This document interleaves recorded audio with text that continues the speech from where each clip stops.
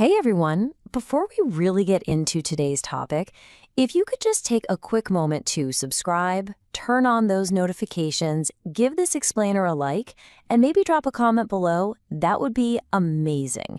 Your engagement really does help us out a ton. All right, thank you for that. So today we are diving deep into something called code switching. And I promise you, this is something you've probably done 1,000 times without even thinking about it. It's this hidden language that gets to the very heart of who we are. So let me ask you this. Do you talk to your boss the exact same way you talk to your best friend? Or how about your parents versus, say, your new colleagues? I'm going to guess the answer is no. And if you find yourself shifting your tone, your vocabulary, even your accent, depending on who you're with, well, then you already get the big idea we're talking about today. So what is code switching really? Let's get a solid definition down first. But trust me, we're going to go way beyond the simple textbook answer because it is so much more than just swapping one language for another. So there it is, the official definition. It's the practice of alternating between languages, dialects, or even just linguistic styles, all inside of one conversation. And that's the key part, right? It's not just about knowing Spanish and English. It can be about shifting between different dialects or even just moving from your super formal professional voice to your casual hanging out voice. But here's the thing, and this is absolutely crucial. This is not a mistake. It's not a sign of confusion. It's a deeply human thing to do, and it's almost always intentional.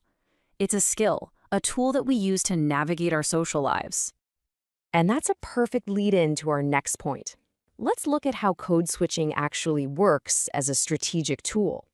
Because we use it for all sorts of reasons, sometimes to connect with people, and sometimes, well, to put a little distance between us.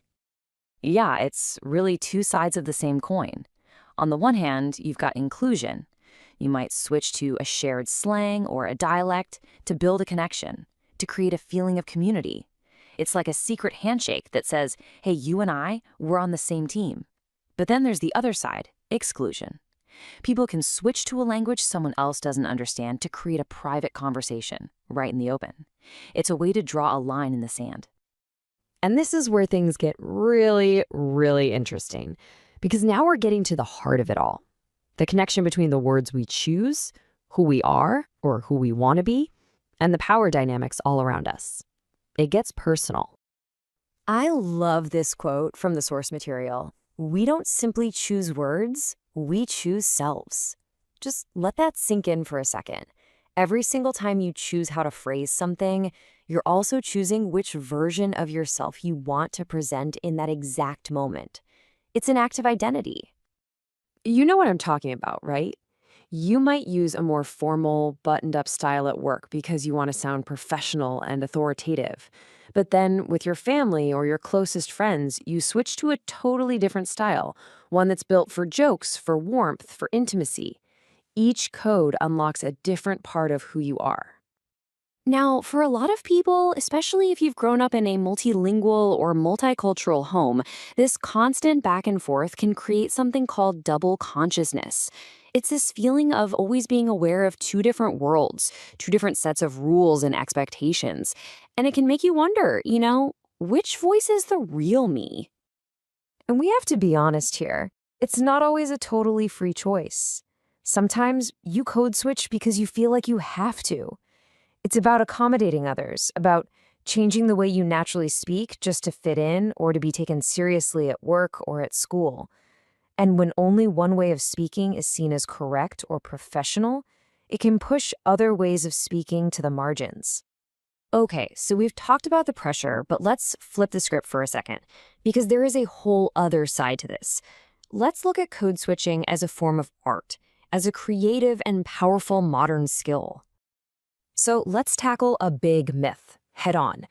There's this old, outdated idea that people who switch between languages are just confused, that they haven't really mastered any of them. But is that really what's happening? No way. Absolutely not. The modern understanding, backed by tons of research, is that it's the exact opposite. Code switching isn't a weakness. It's a sign of incredible linguistic agility. It's proof that you have this amazing ability to pull from different toolkits to handle really complex social situations on the fly. In fact, for so many people, it's a way to take back control.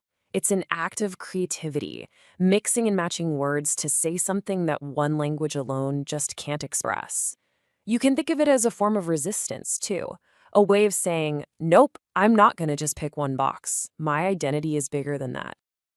And you see this everywhere today, especially online, right? On social media, in text messages. People aren't just switching between languages anymore. They're remixing them.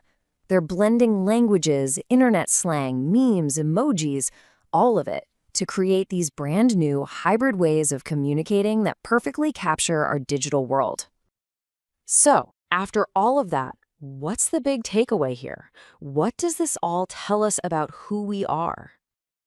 At the end of the day, it's this. Being able to move between different linguistic worlds isn't just cool, it's a genuinely sophisticated skill.